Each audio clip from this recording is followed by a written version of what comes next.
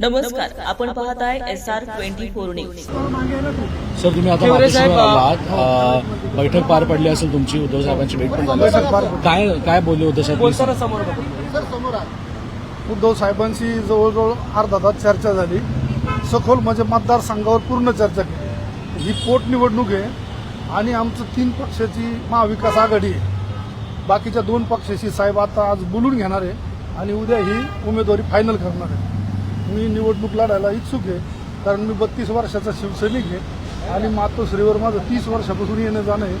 अत्यंत घनिष्ठ असं काम मी शिवसेनेचं गेल्या 30 वर्षात केलेलं आहे, त्याच्यामुळे मी दावेदार आहे निवडणुकीचा आणि 100% मला उमेदवारी मिळणार आहे। खैरे साहेब, याआधी तुम्ही बाळासाहेब थोरात यांची सुद्धा भेट घेतली होती, त्यावेळेस नेमकं काय चर्चा झाली होती आणि ते म्हटले होते की ते उद्धव ठाकरेंशी बोलतील, तुम्ही काय बोलला होता थोरातांना? मी त्यांना सांगितलं होतं की मी तिथं चांगला उमेदवार आहे आणि माझ्यापेक्षा चांगला उमेदवार असेल तर तुम्ही देऊ शकता, परंतु त्यांना माहिती आहे की मी चांगला उमेदवार आहे म्हणून आज सकाळी त्यांनी मला सिग्नल दिला की तू लढू शकतो। तुम्हाला थोरातांनी म्हटलं का तुम्ही लढा? माझा फोन झाला ना त्यांच्याशी, आजच झाला होता आज। हो, म्हणजे लढा म्हणाले नाही ते म्हणलं तर साहेबांशी भेटा आणि साहेबवरच्या लोकांशी चर्चा करतील, म्हणजे पवार साहेबाशी करतील, ते सपकाळ साहेबाशी करतील आणि निर्णय घेतील। तनपुरे देखील दुसरीकडे त्याच मतदारसंघातून निवडणूक लढवण्यासाठी इच्छुक आहेत, असं देखील सूत्रांकडून समजतंय की काँग्रेसकडून त्यांना उमेदवारी दिली जाऊ शकते अशी चर्चा आहे। नाही, आता काय झालं, वेळ थोडी निघून गेलेली आहे, आता 2च दिवस बाकी आहे आपल्याकडे, 5 आणि 6। आता कधी होणार आहे सगळ्या गोष्टी?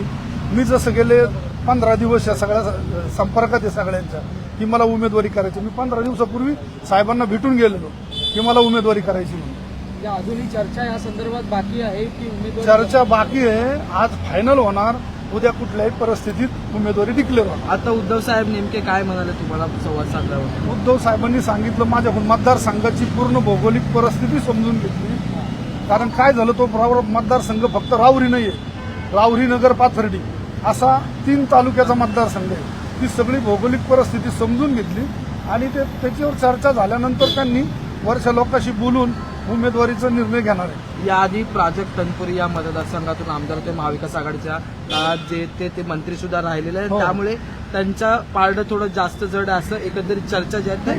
पारडं निवडणूक झाल्यावर कळण जड का हलकं, निवडणूक झाल्याशिवाय नाही ना कळणार। आणि दुसरीकडे अक्षय कडेले यांना सुद्धा उमेदवारी भाजपने दिली आहे। आता काय झालं, धनशक्ती आणि जनशक्ती अशी ही निवडणूक होणार आहे। मी एक साधारण माणूस आहे, शेतकऱ्याचा मुलगा आहे, परंतु कट्टर शिवसैनिक आहे।